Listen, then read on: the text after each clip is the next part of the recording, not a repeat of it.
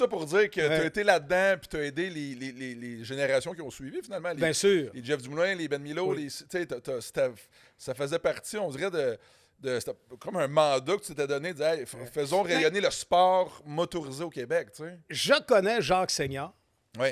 parce que je commence à faire des chroniques auto à CHRC à ce moment-là, avec Daniel Rainville, ça fait très longtemps. Et Jacques Seigneur m'informe qu'il y a un plan Imperial Tobacco, donc les compagnies de tabac apprennent, de par des normes gouvernementales qui étaient autant européennes que nord-américaines, qu'il leur restait 5 ans. OK, oui. Il savait d'avance. Exact. Il leur restait 5 ans pour faire de la publicité. OK. Bon. Je ne vais pas rentrer dans tous les détails, mais ils étaient... Or, on fait quoi avec notre argent?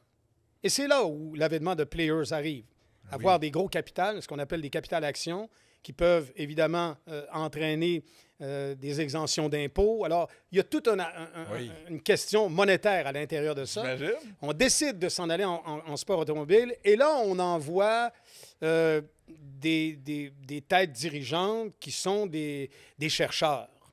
Et on revient avec un plan que le fils de Gilles Villeneuve, donc Jacques Villeneuve, deviendrait un apport très intéressant pour les cigarettiers canadiens. Pas que tu oublies que, dans le cas des cigarettes, si tu fais fumer un jeune, eh bien, tu as un client pour la vie. Hein?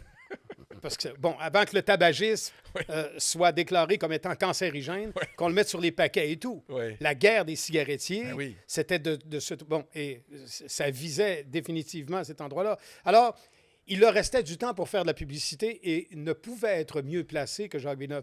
Moi, j'apprends de par Jacques Seigneur, qui m'appelle. Écoute, dans quelques instants, il va y avoir de quoi pour TQ.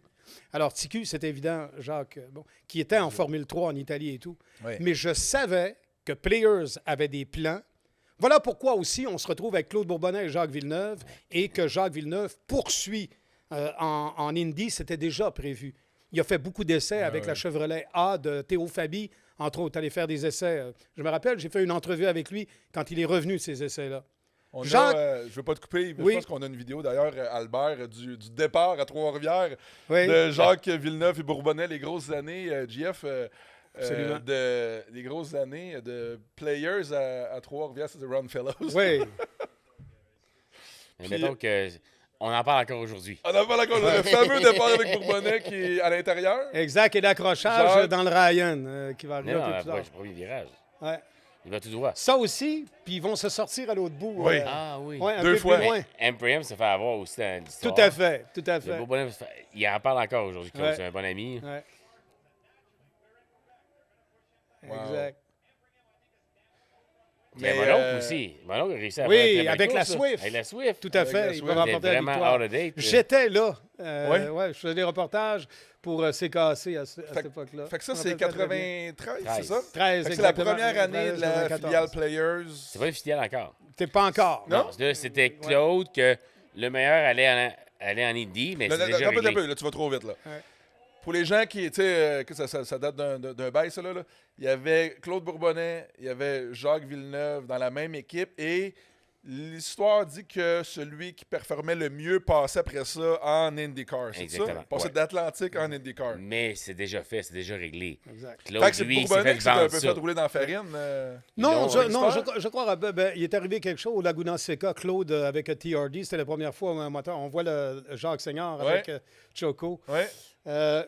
Jacques était rapide, c'est épouvantable. Les voitures driftaient beaucoup, les Atlantiques. Là, c'est vrai que Jacques driftait, c'était incroyable. Ah non, lui, c'était une marque de commerce. C'est un pneu baisse-plat dans le temps. Exact. C'est un pneu pas de carcasse d'acier. C'est fou aller vite, fallait que tu aies un angle de glissement. Wow, c'est assez exceptionnel. Avec une formule, faire de la drift, on ne voit pas ça souvent. Avec l'appui aérodynamique aussi. Mais la fameuse histoire, c'est ça, de l'année que Bourbonnais était dans la même équipe que Jacques Villeneuve.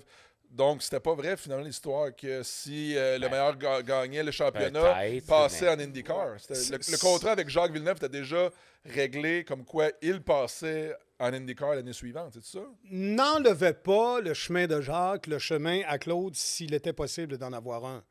D'ailleurs, Claude a couru en grosse compétition. C'est un fichu de gros talent, Claude Bourbonnais. Très rapide, talent en Indy Lights. Et il y avait aussi des possibilités, elles ne se sont pas développées. Peut-être que tout ça lui appartient, je ne peux pas dire. Je sais que Claude me dit, l'année que j'étais en Atlantique, j'étais plus crinqué que lui. Plus crinqué que lui.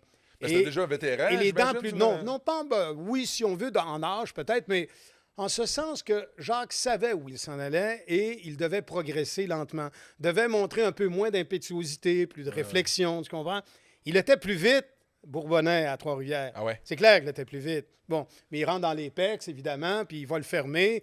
Tu sais, c'est correct, c'est de la course, c'est de la compétition. Ouais. Mais écoutez, le choix et le trajet de Jacques Villeneuve a été cousu d'or en raison des choses qu'on lui a servi.